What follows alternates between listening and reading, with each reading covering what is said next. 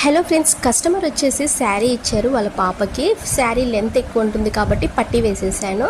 పాపకి తగ్గట్టు పట్టీ వేసేసి బార్డర్ని కవర్ చేశాను పాపకి లెంత్ని బట్టి.